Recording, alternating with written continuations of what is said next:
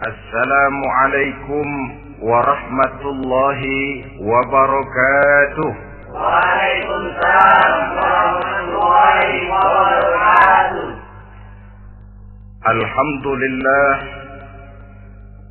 wassalatu wassalamu ala sayyidina Rasulillah, sayyidina wa maulana Muhammad ibn Abdullah wa ala alihi wa sahbihi wa mawala.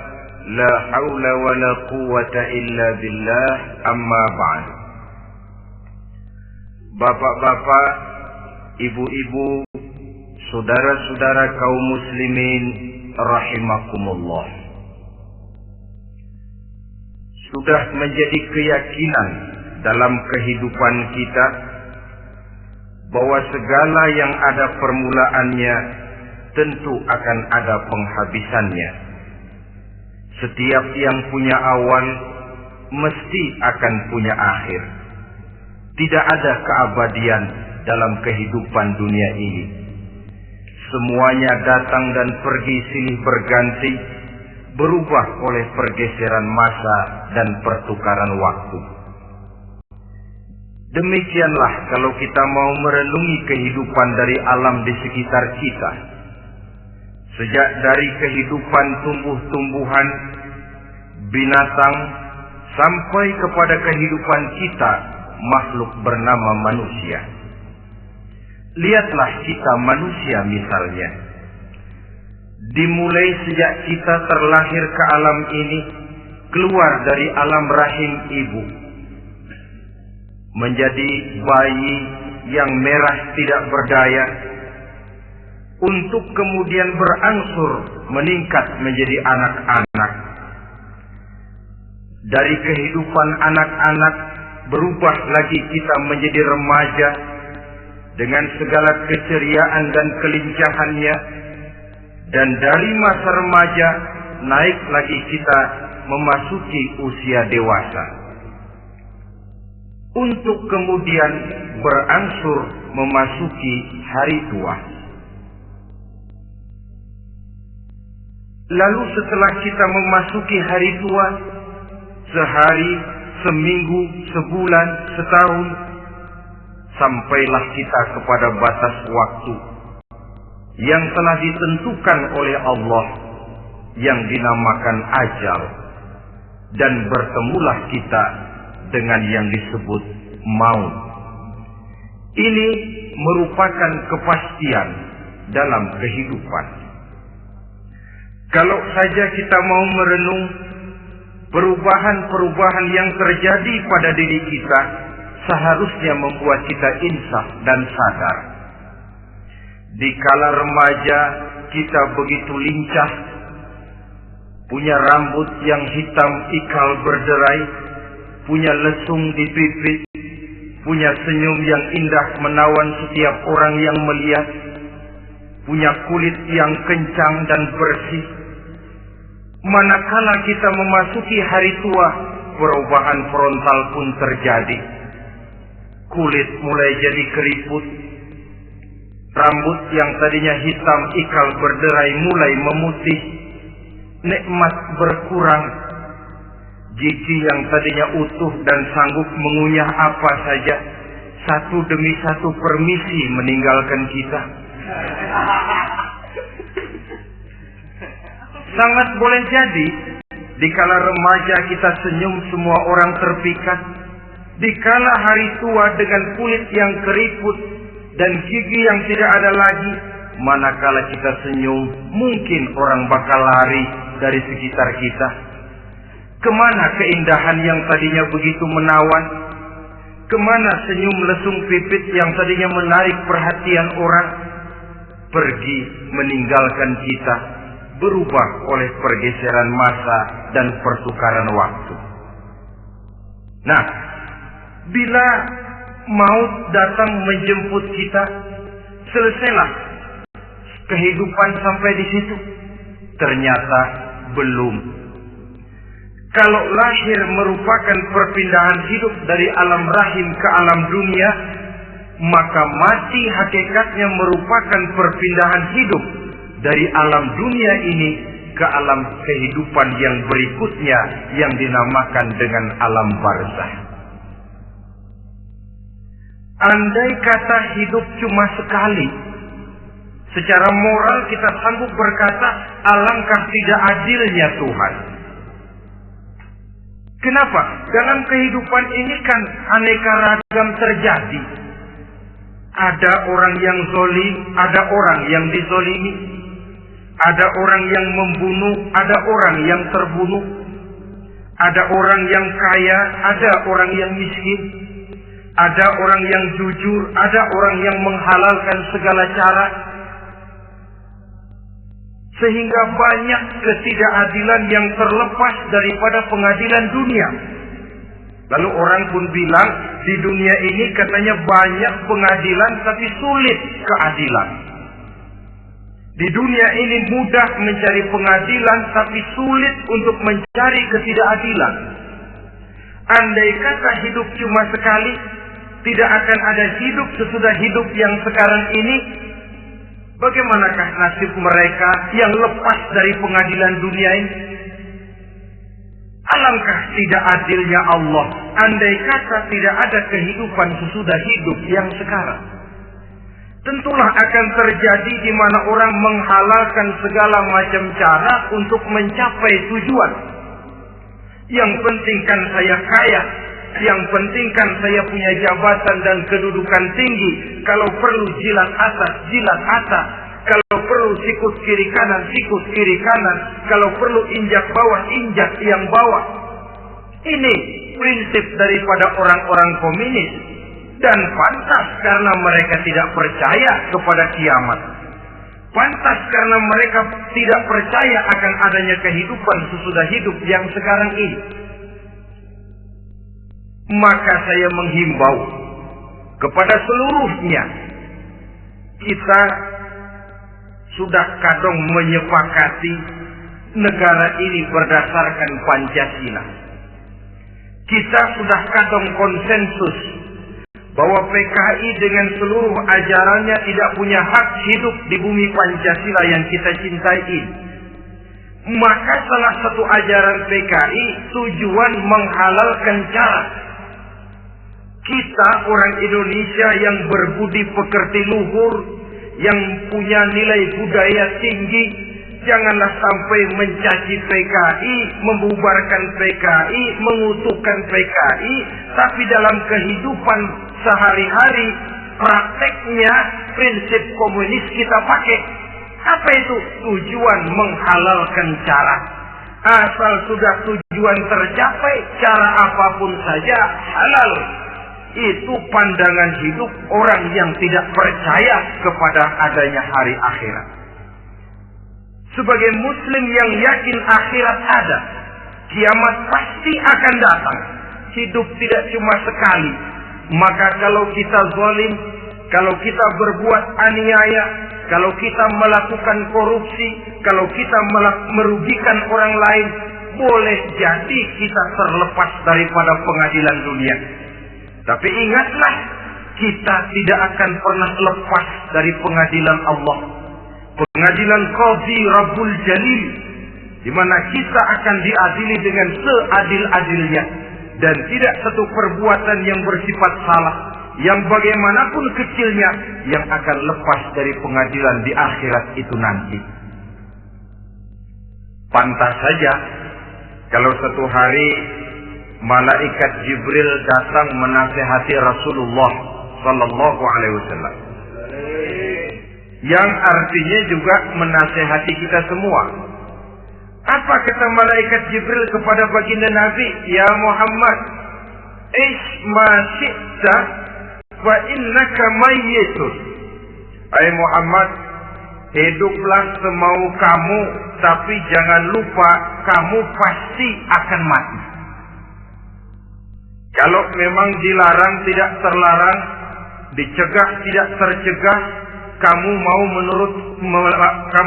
melaksanakan hidup menurut maumu sendiri, persilakan, hiduplah menurut mau dan gayamu.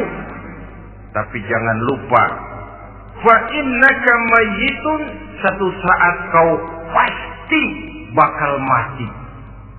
Dan mati itu bukan akhir dari segalanya.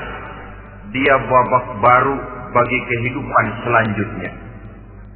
Silakan hidup menurut maumu, tapi jangan lupa kau pasti akan mati.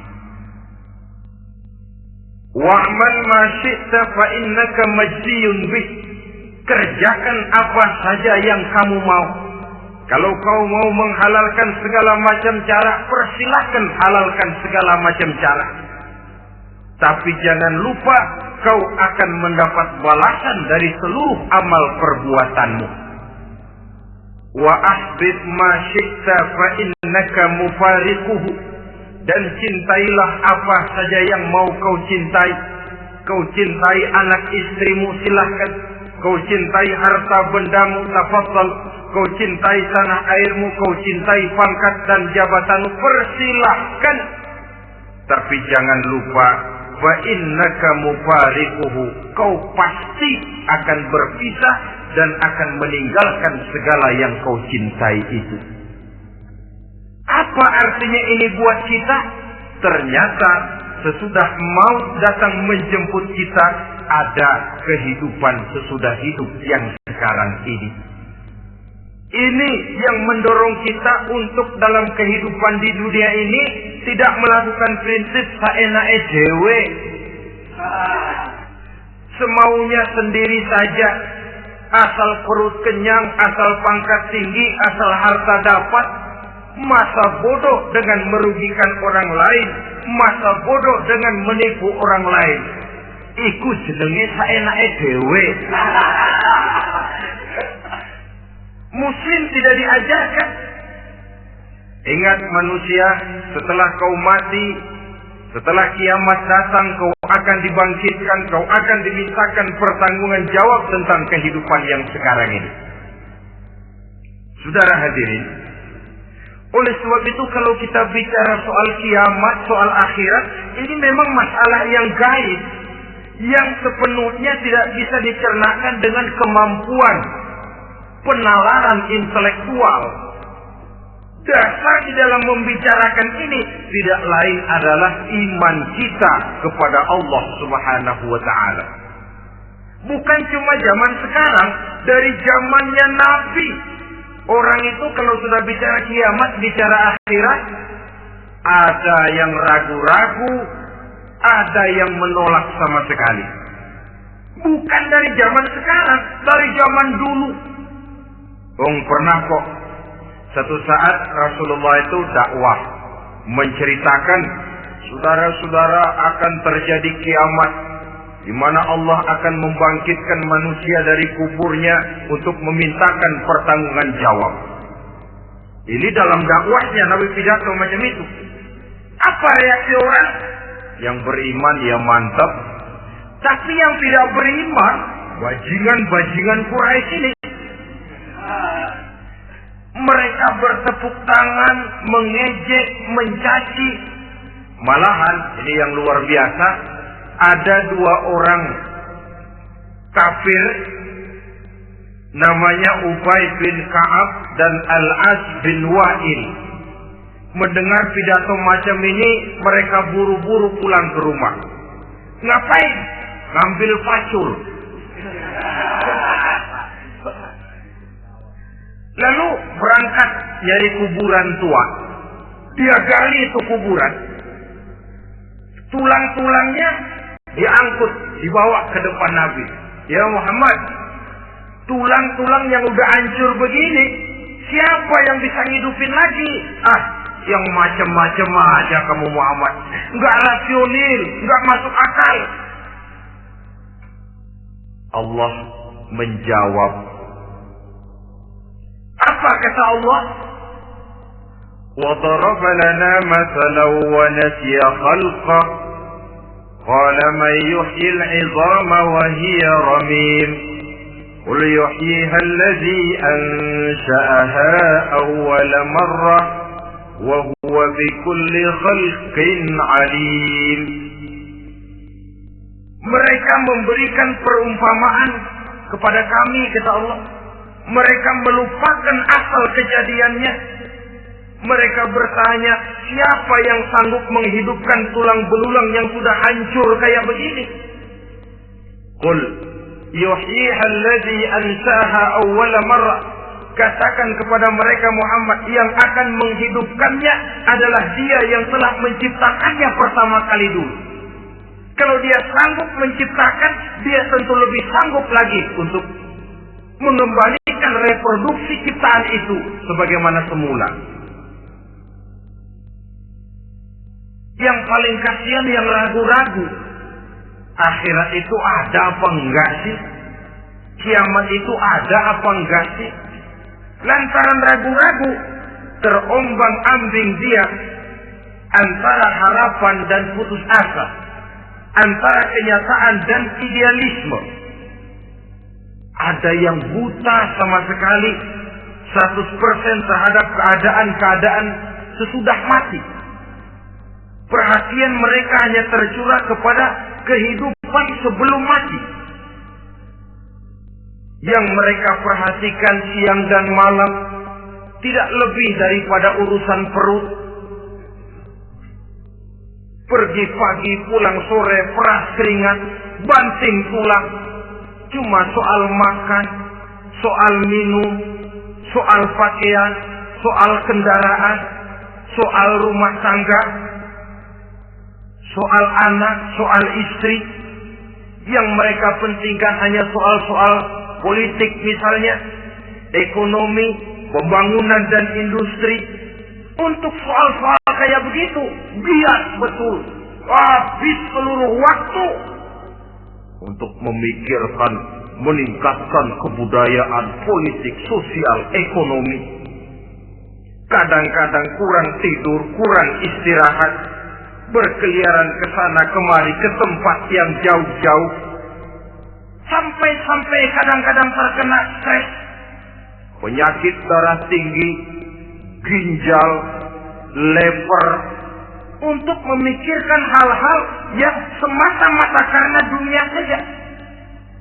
Lantas boleh jadi mereka mendapatkan kekayaan yang berlimpah ruah, mendapatkan kedudukan yang tinggi, nama yang semerbak, dikenal orang di barat dan di timur, di utara dan di selatan. Tetapi alangkah kecewanya mereka jikalau datang ajal menjemput nyawa, mati mereka, meninggalkan harta yang banyak, nama yang masyhur. Mereka disebut dengan jasa-jasanya. Radio memberitakan, TV menyiarkan, koran-koran memuat. Bahkan nama mereka kadang-kadang dikenang 2-3 tahun setelah wafatnya. Tetapi dalam pada itu, roh mereka merintih, mengeluh, menderita, karena dilemparkan oleh Allah ke tempat-tempat yang kotor. Penyesalan yang sudah tidak akan ada gunanya lagi. Saudara-saudara kaum muslimin rahimakumullah. Oleh karena itu, kehidupan akhirat bukanlah dongeng dan takhayul, bukan khurafat dan khayalan. Kehidupan akhirat, hari kiamat adalah kebenaran dan kepastian. Dalam surah Al-Hajj ayat ke-7, Allah Subhanahu wa taala menyatakan, wa anna as-sa'ata atiyatun la raiba fiha wa anna Allah yab'atsu man fil qubur. Dan bahwasanya kiamat itu sesungguhnya adalah sesuatu yang pasti dan tidak ada keraguan-raguan lagi di dalamnya. Dan bahwasanya Allah sungguh-sungguh akan membangkitkan manusia dari kuburnya masing-masing. Nah, kalau kita sudah yakin kiamat sesuatu yang pasti adanya, akhirat sesuatu yang pasti adanya, dari mana pembicaraan tentang kiamat ini kita mulai? Tentu dari diri kita. Marilah kita mencoba melihat proses perjalanan hidup ini sampai kita memasuki kiamat. Hadirin, tidak ada makhluk secantik manusia. Tidak percaya, pernah ke Ragunan? Saudara masuk ke kebun binatang. Segala macam makhluk ada di situ. Ratusan macam jenis binatang. Bandingkan dengan saudara, kira-kira cakep mana?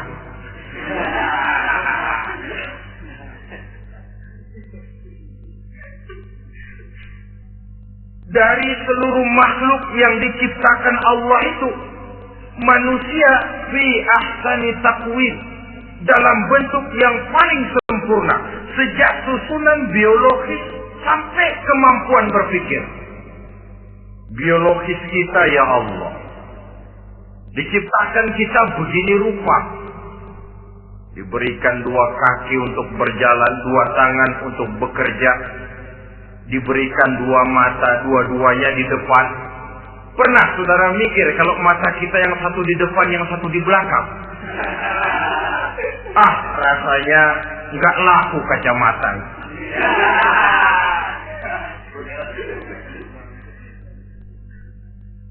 Diberikan hidung dengan 2 lubang. Tahu betul Allah ke bawah lagi lubangnya. Coba pikir kalau lubang hidung kita menghadap ke atas. Aduh, kalau musim hujan repot jagain hidung. Laqad khalaqnal insana fi ahsani taqwim.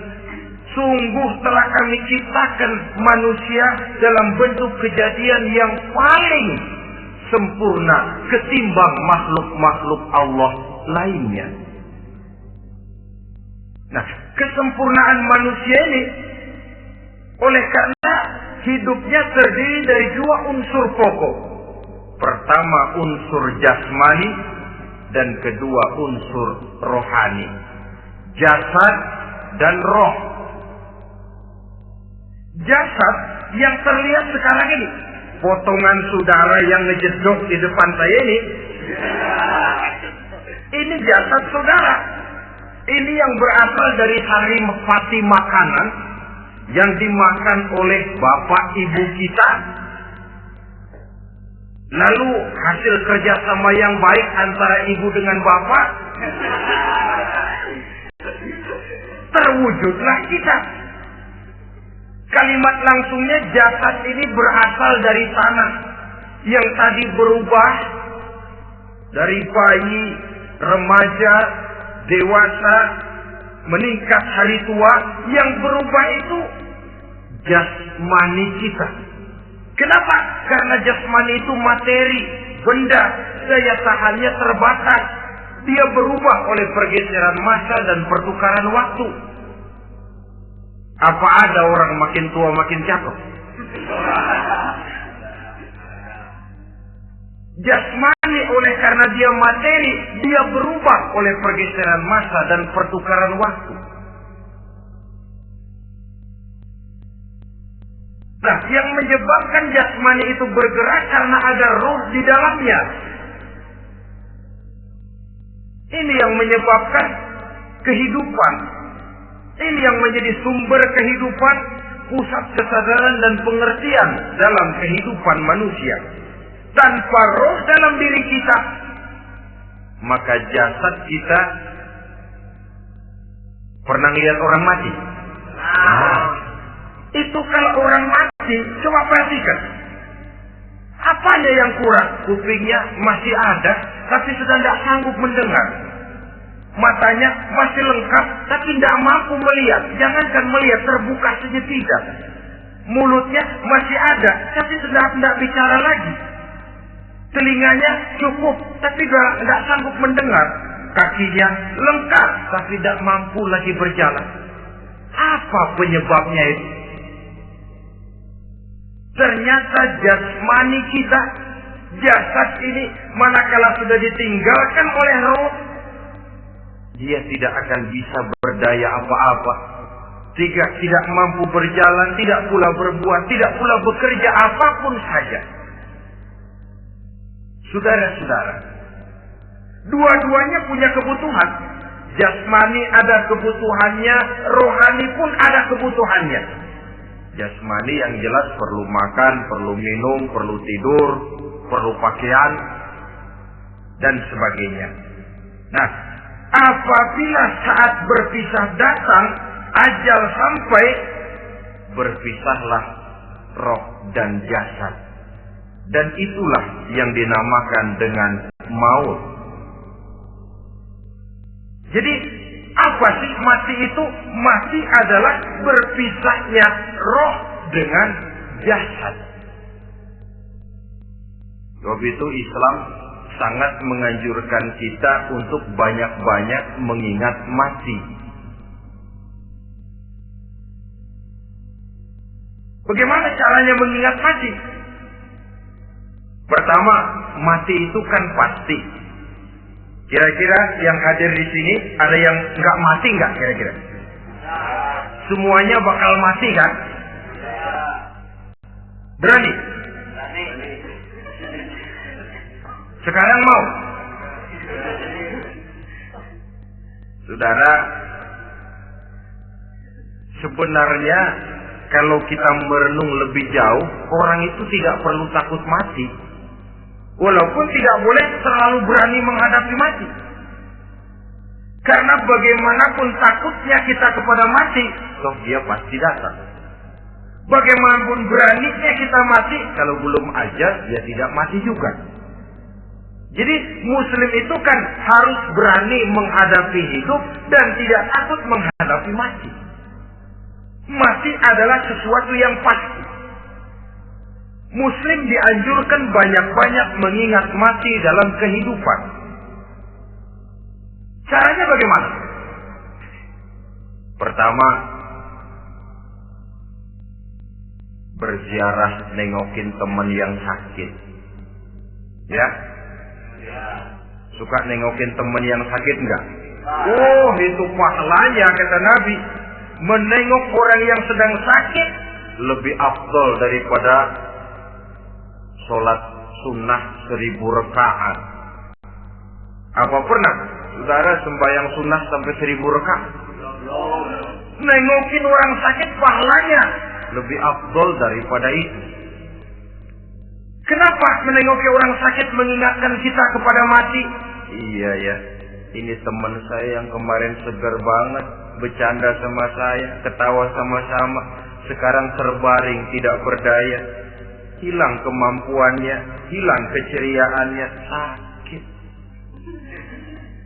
Iya kalau sembuh, kalau ajal, iya sekarang giliran dia, kalau jatuh ke saya.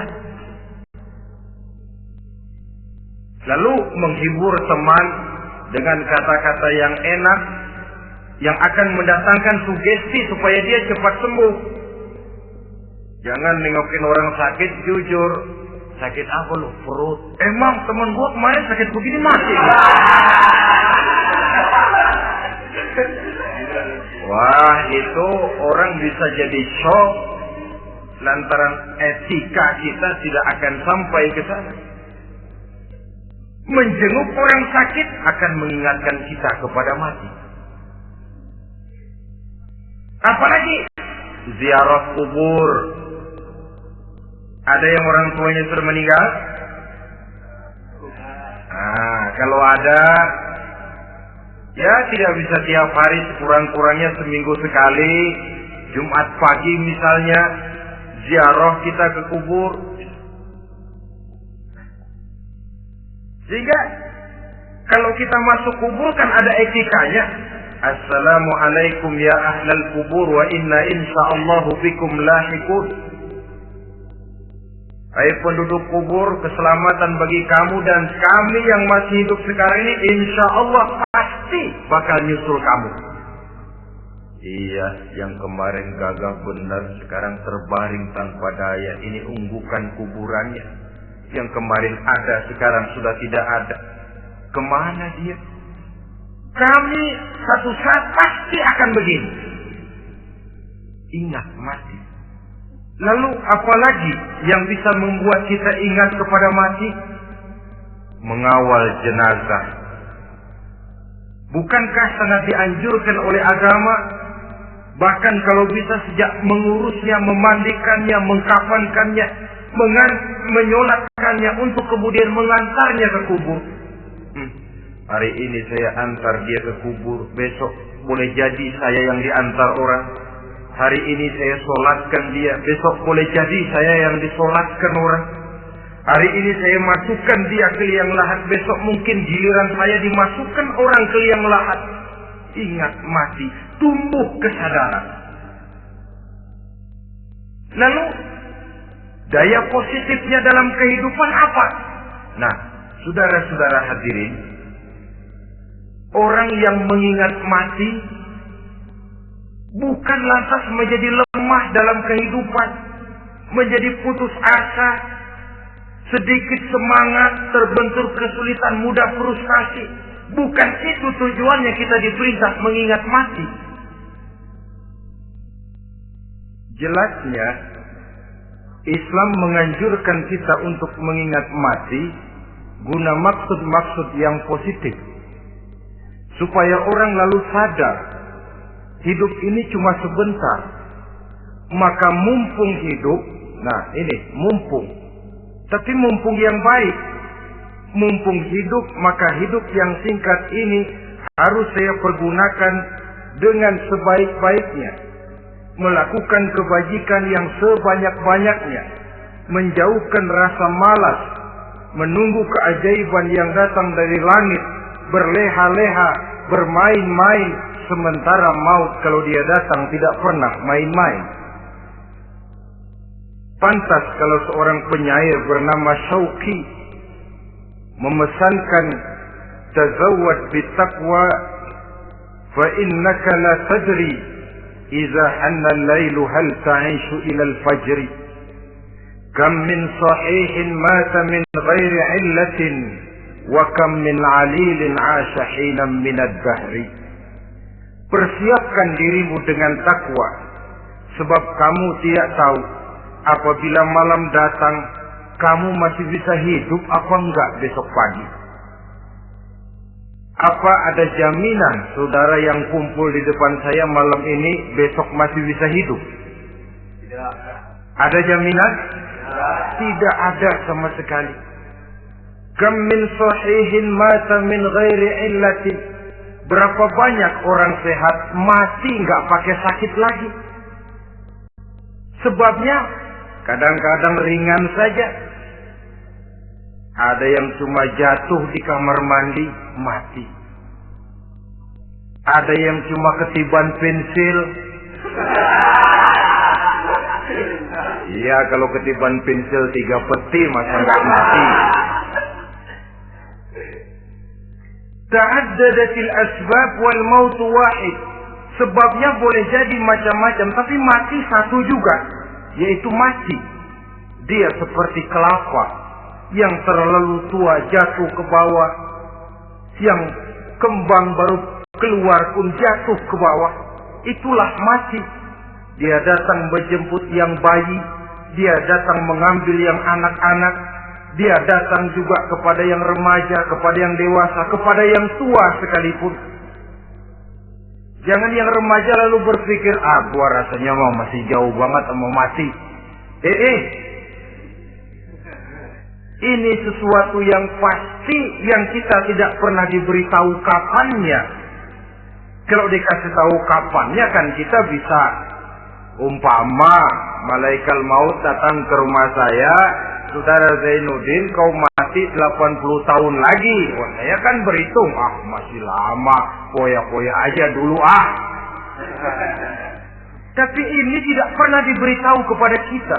Lantaran tidak diberitahu itulah kita perlu bersiap-siap dengan selalu mengingat-ingat mati yang mendorong kita untuk berbuat positif. Satu contoh peringatan mati yang mendatangkan positif pada peristiwa ketika turun perintah hijrah. Ketika di Mekah sudah terpepet turun perintah hijrah. Ini sahabat yang berangkat hijrah, jangan dikira semua bulat hati. Ada yang mikir, kalau saya hijrah berangkat dari Mekah ke Madinah, nanti di tengah jalan dicegat oleh kafir Quraisy lalu dibunuh, mati saya. Takut mati.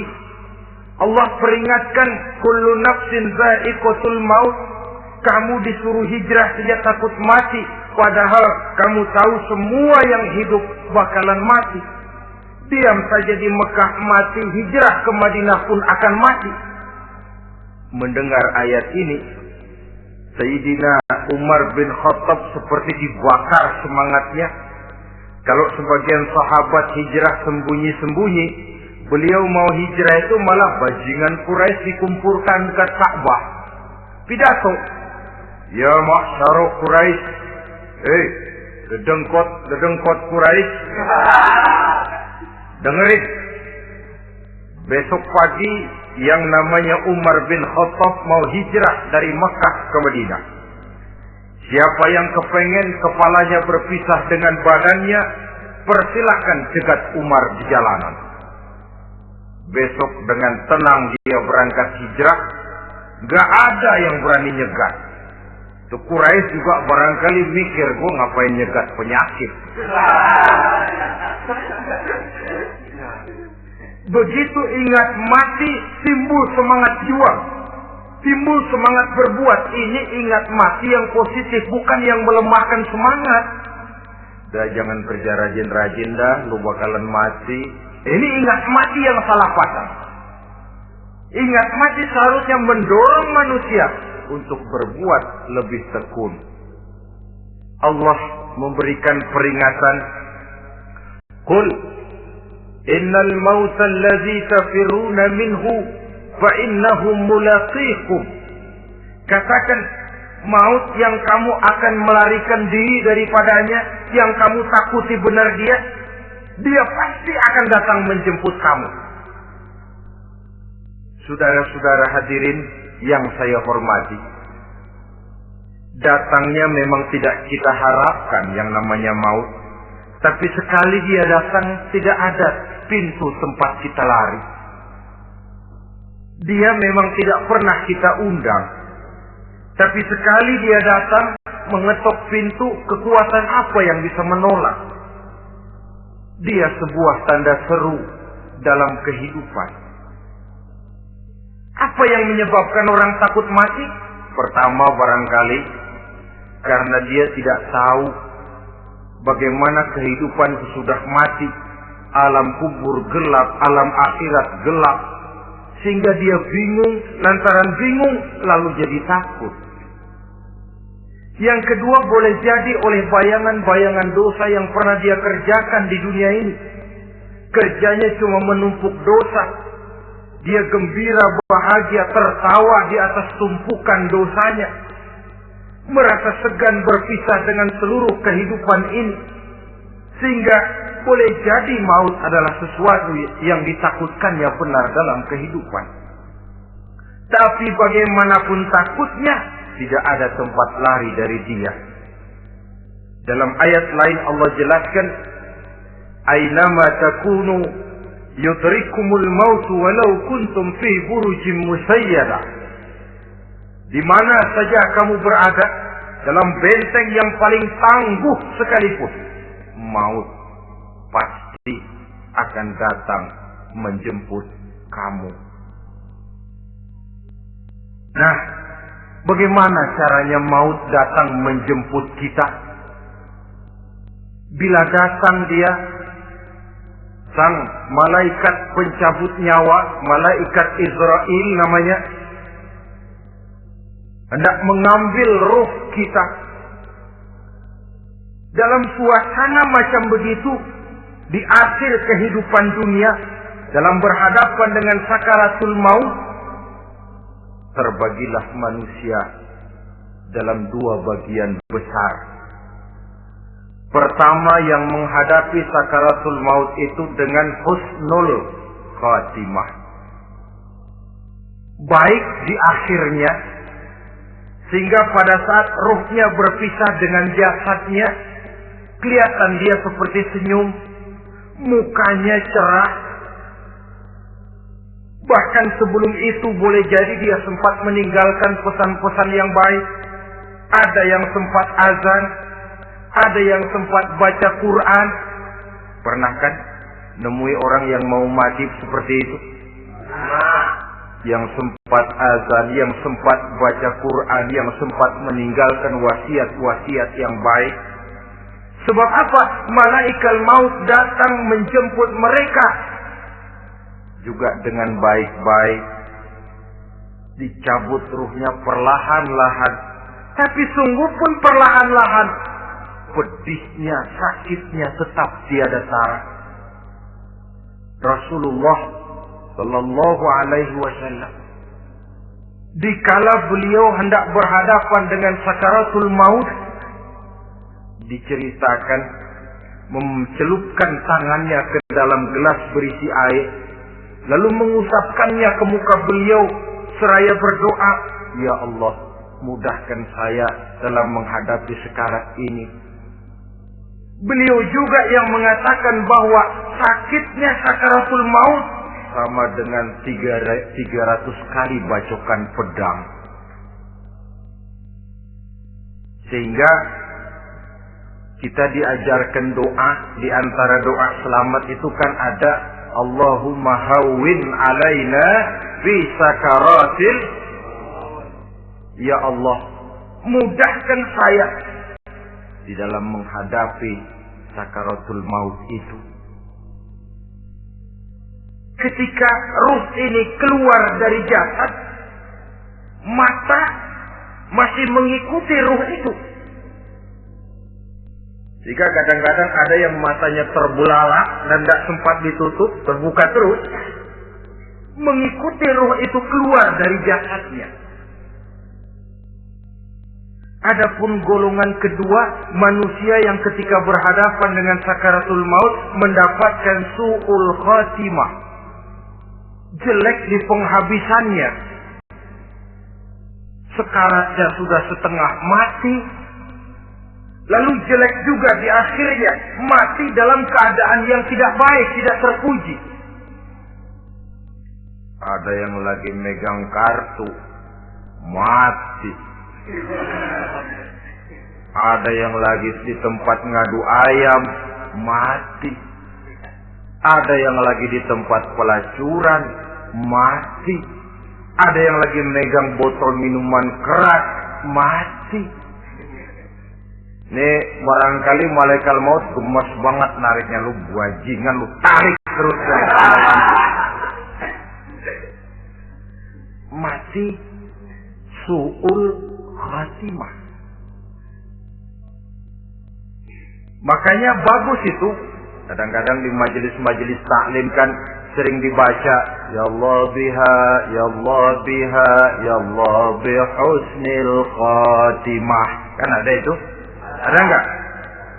Saudara hadirin, mohon agar oleh Allah kita diberikan husnul khatimah, baik di saat ruh akan berpisah dengan jasad.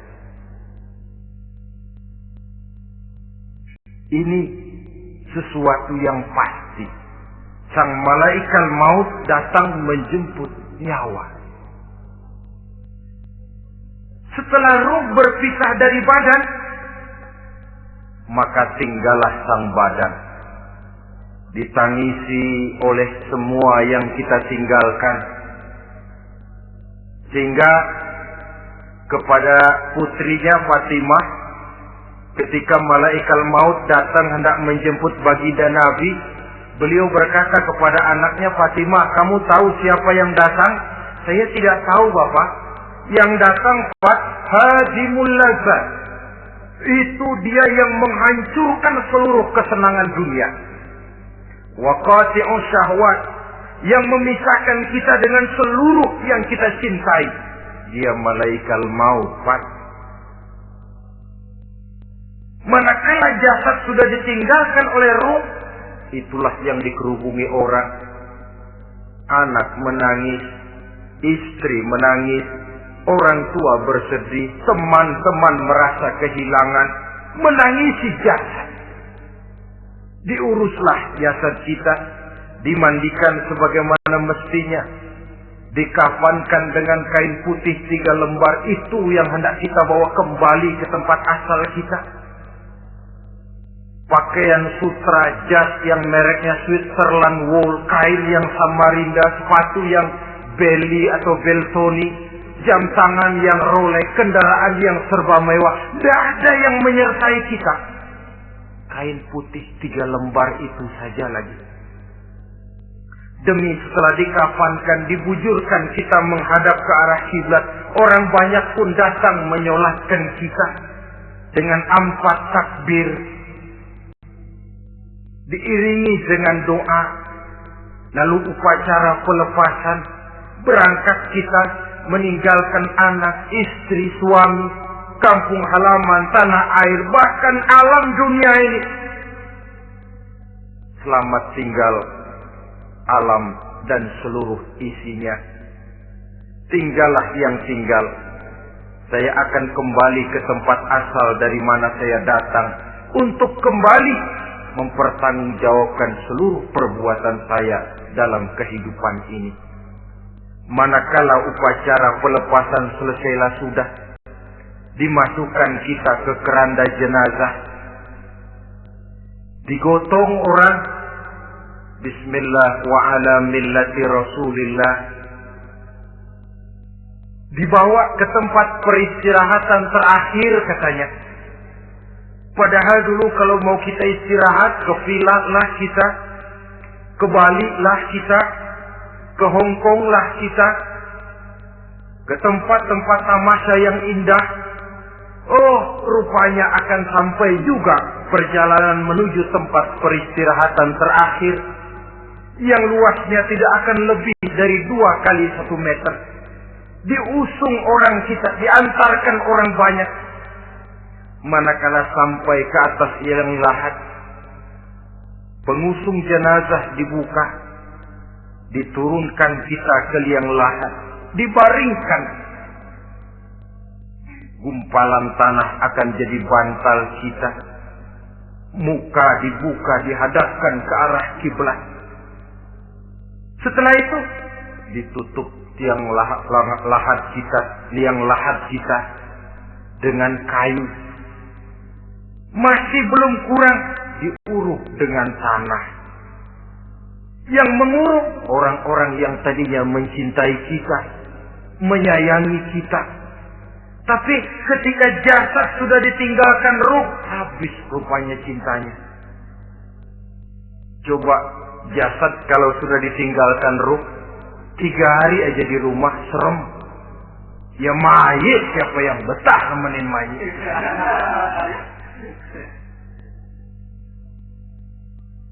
Lalu bila upacara pemakaman selesai, maka berusahalah semuanya. Para pengantar akan kembali ke rumahnya masing-masing. Maka masuk kita ke alam kehidupan, yaitu yang disebut alam barzakh atau alam kubur. Apa selesai hidup sampai di situ? Tidak. Hanya beberapa langkah setelah yang mengantar kita pulang, diriwayatkan dalam hadis Bukhari dan Muslim, bila seseorang sudah diletakkan di kuburnya, lalu yang mengantar kembali pulang, maka roh si mayit akan dapat mendengar bunyi terompak orang yang pulang itu. Bunyi terompaknya terdengar. Datang 2 malaikat menanyakan dia dengan pertanyaan-pertanyaan yang kalau bisa dijawab dengan betul. Dua malaikat yang bernama Munkar Nakir akan bilang, jawabanmu betul. Tenanglah kau di sini, naumatal arus. Tidurlah kau di sini seperti tidurnya pengantin. Orang yang baik-baik di alam kuburnya akan mendapat nikmat kubur. Sehingga masa penantian yang lama, jangan lupa, kita masuk ke kubur itu kan menunggu sampai datangnya hari kiamat. Jadi kalau kiamat umpama masih 1000 tahun lagi, ya 1000 tahun kita menunggu. Orang yang baik-baik, penantian di alam kubur, kata malaikat, naumatan arus, tidurlah kamu seperti tidurnya pengantin. Bagaimana sih tidurnya pengantin? Enggak berasa. Iya, kata anak sekarang, endah aja. Begitu menusin pagi, kata lakinya, malam sebentar bener ya Neng. Sebentar betul katanya malam. Ya tentu saja tidak terasa. Kenapa? Dia tidak pernah memikirkan waktu. Terbawa oleh kenikmatan dan kelezatan yang dirasakannya dalam kehidupan. Tapi orang kafir, orang yang dosanya bertumpuk, tidak sanggup menjawab pertanyaan dua orang malaikat, maka dia akan mendapat azab di alam kuburnya terus menerus siang dan malam sampai datangnya hari kiamat. Ibarat maling ayam ketangkep, belum masuk pengadilan udah dikebukin duluan. Kan begitu kan? Ada maling ayam nggak di sini? Nah, itu yang nyaut tadi pengalaman itu. Di sidang belum divonis, belum digebukin babak belur. Saudara hadirin, maka alam kubur bisa merupakan raudhatun min riyadil jannah. Taman di antara taman-taman surga pun juga bisa merupakan hufratun min hufarin niran, menjadi liang daripada neraka. Ada lagi riwayat yang dari Imam Muslim yang diperoleh dari Zaid bin Sabit. Zaid bin Sabit cerita, satu hari kami bersama Rasulullah sallallahu alaihi wasallam berada dalam kebun kepunyaan Bani Najjar. Rasulullah sedang duduk di atas keledai. Tiba-tiba entah bagaimana itu keledai terkejut, kaget, berontak, hampir Rasulullah jatuh. Rasulullah kemudian bertanya, rupanya di kebun itu ada kuburan tua, 5 atau 4 kuburan. Rasulullah lalu bertanya, saudara-saudara ada yang tahu nggak ini kuburan siapa?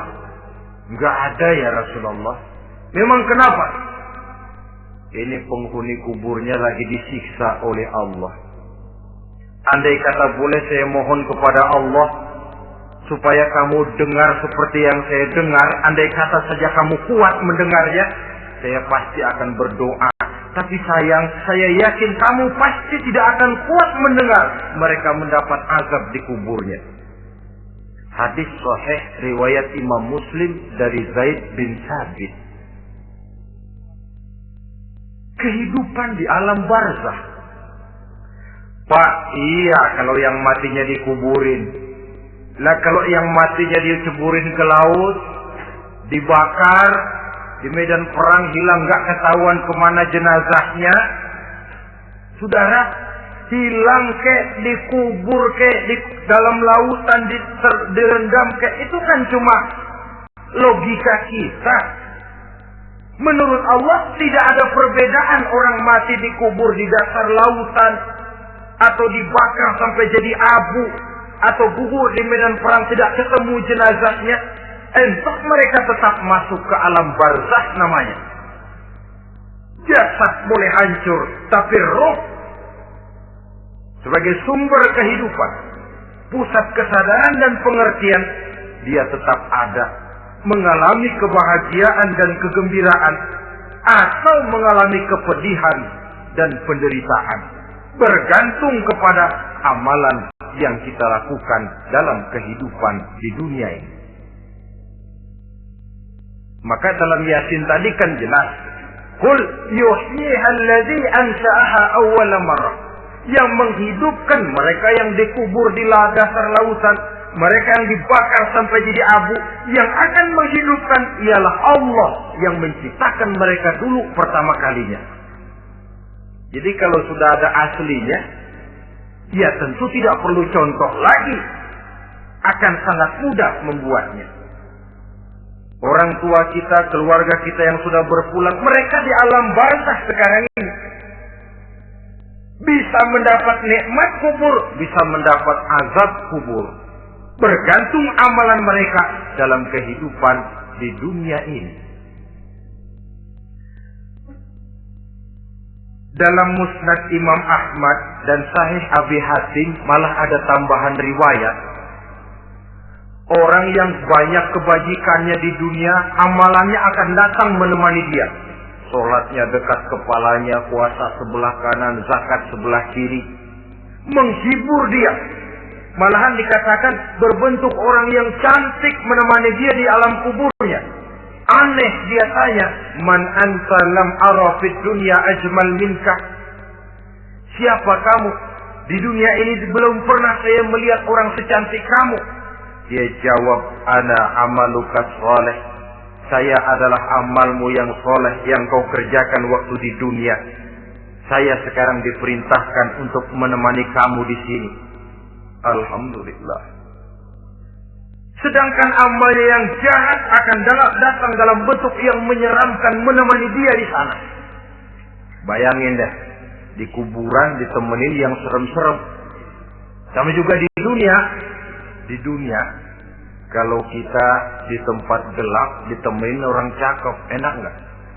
Wah, pengalaman. Tapi coba bayangin, sudah tempatnya gelap, yang nemenin jelek nggak keturunan, gerah kita. Nah, saudara hadirin yang saya hormati, lalu bagaimana tempat arwah-arwah yang sudah kembali menghadap Allah yang disebut mustaqarrul arwah itu? Macam-macam tingkatannya sesuai dengan profesi dan amalannya waktu di dunia.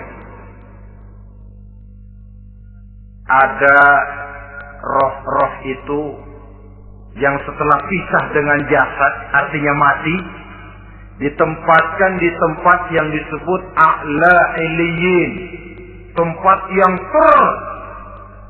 tertinggi. Siapa ini? Arwahnya para nabi dan para rasul. Ini fi a'la illiyin, di tempat yang tertinggi. Arwahnya para nabi, arwahnya para rasul. Dan karena kita bukan nabi, bukan rasul, ya jangan mimpi dapat tempat fi a'la illiyin, kecuali kalau Allah menghendaki. Itu hak prerogatif Allah. Tapi kan tidak adil kalau Allah melakukan itu. Ini kelompok roh-roh yang masuk golongan fifth. Wah, the first class. Para nabi, para rasul. Lalu ada pula roh-roh itu yang setelah pisah dengan jasadnya diumpamakan seperti burung-burung hijau yang berterbangan di perkebun-kebunan surga. Roh siapa mereka ini? Rohnya para syuhada, orang-orang yang mati syahid gugur membela agama. Nah, ini bedanya orang mati syahid dengan pahlawan, ya. Apa bedanya syuhada dengan pahlawan? Kalau syuhada, orang yang gugur membela agama, niatnya karena Allah, mati syahid.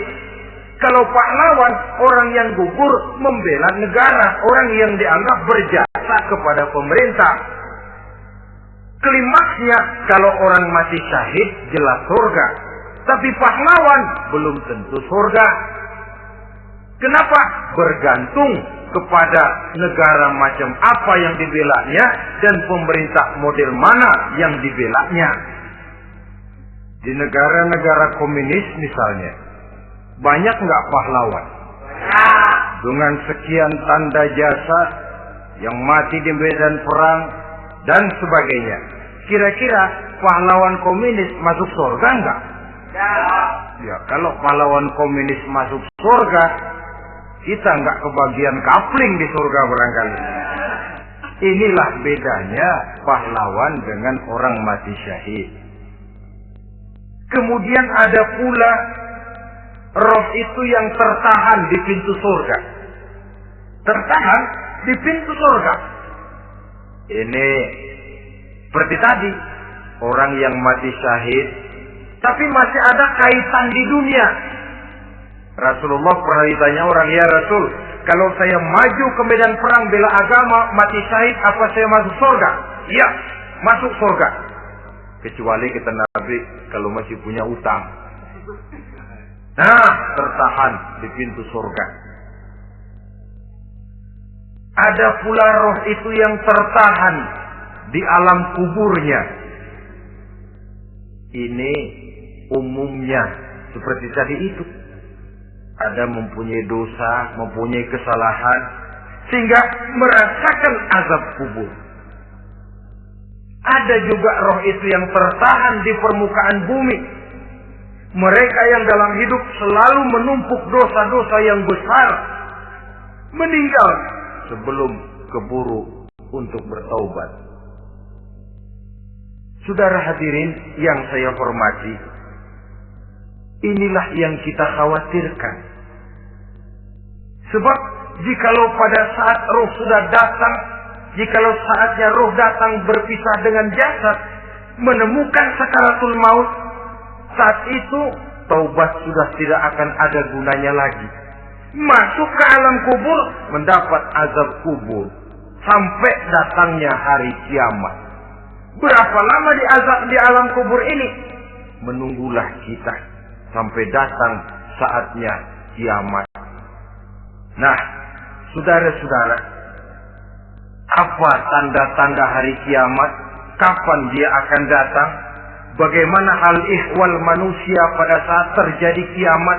Bagaimana alam ini? Bagaimana perhitungan di padang mahsyar?